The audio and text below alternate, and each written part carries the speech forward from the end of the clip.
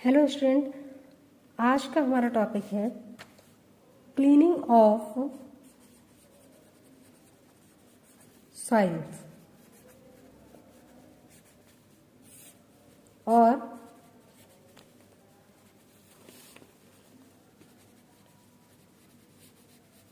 Contaminated particles.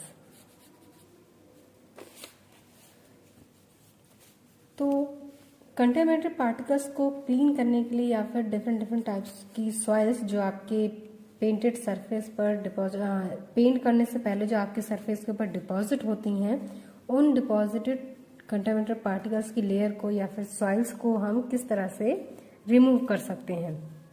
तो अगर हम क्लीनिंग की बात करें तो सबसे पहले जो क्लीनिंग है वो हमारी डिवाइड होती है टू पार्ट्स में। फर्स्ट है हमारी केमिकल क्लीनिंग एंड सेकंड है हमारी मैकेनिकल क्लीनिंग।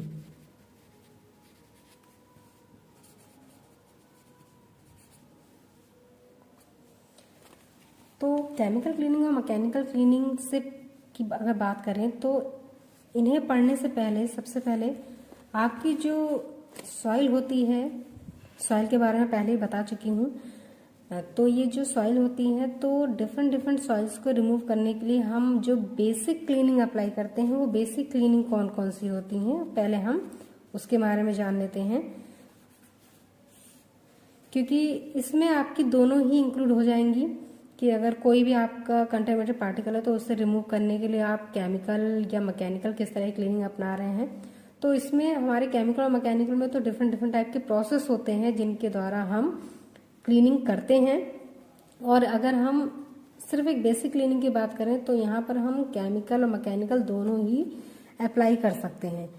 तो इन्हें डीपली पढ़ने से पहले, केमिकल और मैकेनिकल क्लीनिंग को डीपली जानने से पहले हम एक बेसिक क्लीनिंग के बारे में जान लेते हैं कि किस तरह की सॉइल्स को रिमूव करने के लिए किस तरह की क्लीनिंग की आवश्यकता होती है। तो सबसे पहले अगर हम बात करें सॉइल्स की, तो अगर आपकी जैसे लुब्रिकेंट्स होते हैं या फिर आपके वैक्स हो गए या ऑयल्स हो गए, ये सभी आपके रस्ट इनहिबिटर कहलाते हैं।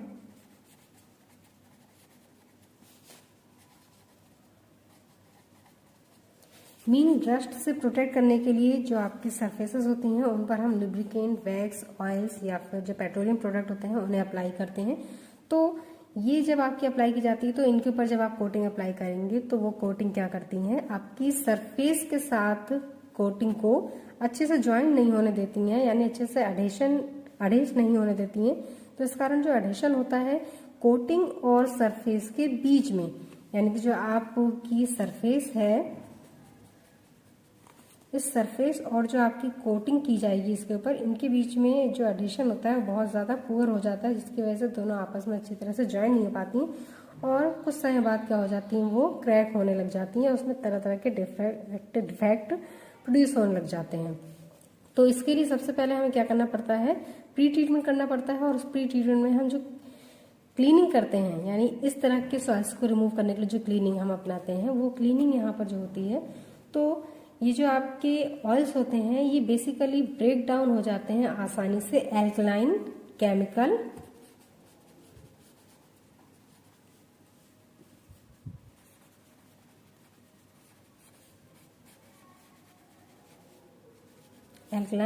क्लीनर से। यानी कि कोई भी अगर आपका एल्कलाइन केमिकल यूज किया जाता है तो उस एल्कलाइन केमिकल की सहायता से आपका ये लुब्रिकेंट और वैक्स, ऑयल्स वगैरह हैं, इनके बॉन्ड्स क्या हो जाते हैं, बहुत जल्दी वीक हो जाते हैं और वो ब्रेकआउट हो जाते हैं और वो सतह से क्या हो जाते हैं, रिमूव हो जाते हैं। इसी तरह से अगर हम कार्बन की बात करें तो कार्बन भी आपका एक कंटेमिनेटेड पार्टिकल की तरह वर्क करता है। जब भी आप किसी मेटेलिक सरफेसेस को या मेटल्स के प्रोडक्ट को फॉर्म करते हैं और उसे बनाने के बाद, यानी कि उसकी मैन्युफैक्चरिंग करने के बाद जब आप उसे मोल्ड से बाहर निकालते हैं तो उस वक्त इसके ऊपर कार्बन स्मट, यानी कि ड्राइंग के दौरान या मशीनिंग के दौरान कार्बन की एक धुंध सी, एक लेयर सी जम जाती है। तो ये आपकी रिमूव करना बहुत ज़्यादा ज़रूरी हो जाती है, क्योंकि ये कार्बन की जो लेयर होती है, ये कार्बन की स्मट, यानी जो कार्बन स्मट होता है, ये भी जो सरफेस है और जो कोटिंग है उन दोनों के बीच में क्या करता है, अवरोध उत्पन्न करता है, और वहां पर भी एडिशन कैसा हो जाता है, पुअर हो जाता है। तो कार्बन स्मट को भी रिमूव करने के लिए हम कुछ मटेरियल्स का इस्तेमाल करते हैं। तो बेसिकली जो आपके कार्बन स्मट होते हैं ये इनर्ट टाइप के होते हैं, यानी कि अक्रिय होते हैं, और इन्हें रिमूव करने के लिए ज़्यादातर हम मैकेनिकल क्लीनिंग का इस्तेमाल करते हैं। जैसे आपकी ब्लास्टिंग हो गई,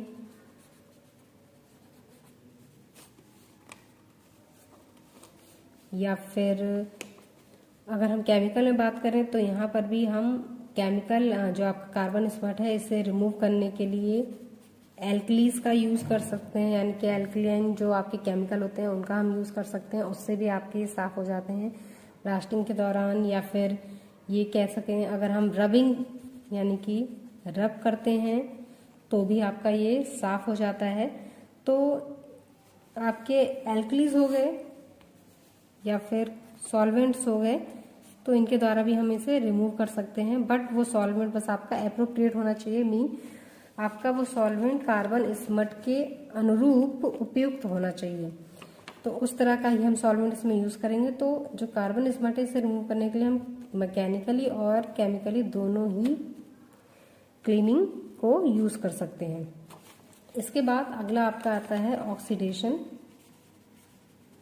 तो ऑक्सीडेशन को आपको अच्छे से पता होगा कि जब भी कोई मेटल सरफेस आपकी डेवलप की जाती है, तो मेटल सरफेस से जब भी आप कोई भी प्रोडक्ट डेवलप करते हैं, तो जैसे ही आप उसे कास्ट करते हैं, यानी कि मेटल सरफेस जब आप कास्टिंग करते हैं उसकी, या आप उसे फॉर्म्ड करते हैं, तो उस दौरान जैसे ही आपका प्रोडक्ट कास्ट होने के बाद बाहर आता है तो उस पर ऑक्साइड्स की लेयर डिपॉजिट होने लग जाती है, यानी कि उस पर ऑक्सीडेशन होने लग जाता है। और ज़्यादातर जो आपका ऑक्साइड्स फॉर्म होते हैं मेटल की सरफेस के ऊपर, वो आपके एक तो एल्यूमिनियम ऑक्साइड होता है और दूसरा आपका जिंक का ऑक्साइड होते हैं। जो आपके एल्यूमिनियम और जिंक ऑक्साइड होते हैं ये दोनों ही किस तरह के कलर में होते हैं, वाइट कलर की लेयर आपकी डिपॉजिट हो जाती है। और अगर आपका आयरन ऑक्साइड यानी आयरन के अगर ऑक्साइड्स फॉर्म होते हैं तो वो कैसे दिखते हैं, आपको रेड कलर के दिखाई देते हैं। तो मेटल के सरफेसेस के ऊपर डिफरेंट टाइप के ऑक्साइड्स फॉर्म हो जाते हैं, यानी ऑक्साइड्स की लेयर फॉर्म हो जाती हैं। अगर एल्यूमिनियम और जिंक की हो रही तो व्हाइट कलर की, और आयरन ऑक्साइड की हो रही तो वो रेड कलर की आपकी दिखाई देती है। इसी तरह से आपकी कॉपर की भी लेयर फॉर्म हो जाती है, यानी कॉपर के भी ऑक्साइड्स फॉर्म हो जाते हैं। ये आपके कैसे होते हैं, ग्रीनिश टाइप के होते हैं। तो ये जितने भी आपके ऑक्साइड्स लेयर फॉर्म होती हैं सरफेसेस के ऊपर, इन्हें रिमूव करने के लिए मोस्टली हम सॉल्वेंट्स का यूज़ करते हैं। और ये सॉल्वेंट्स आपके अकॉर्डिंग टू जो ऑक्साइड की लेयर जब डिपॉजिट हो रही है उसके अकॉर्डिंग आपका सॉल्वेंट यहाँ पर लिया जाएगा। या फिर सॉल्वेंट के अलावा आप यहाँ पर एसिड्स को भी प्रेफर कर सकते हैं, क्योंकि एसिड भी आपके ऑक्साइड्स को बहुत जल्दी रिमूव कर देती है। तो आप सॉल्वेंट और एसिड दोनों को ही आप प्रेफर कर सकते हैं। ये दोनों ही क्या है, आपके जो ऑक्साइड्स की लेयर होती है उसे रिमूव करने में सहायक होती है। नेक्स्ट अगर हम देखें तो अगला आपका जो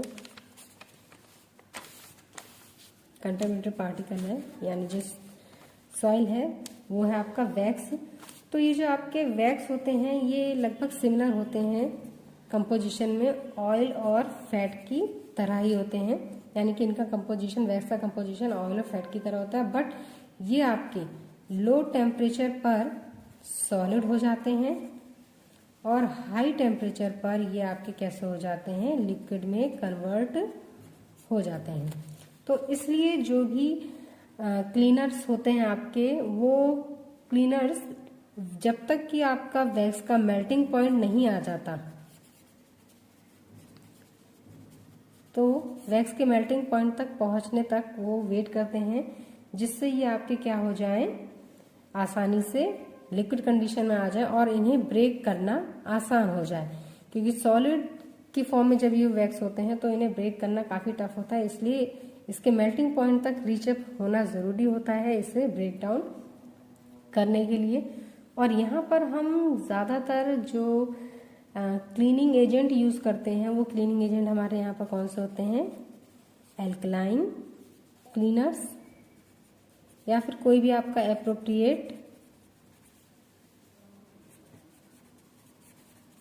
सॉल्वेंट, दोनों ही आप इस वैक्स को क्लीन करने के लिए यूज़ कर सकते हैं।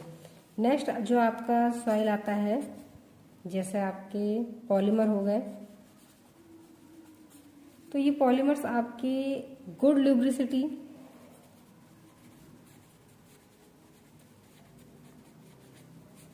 और एज अ रिलीजिंग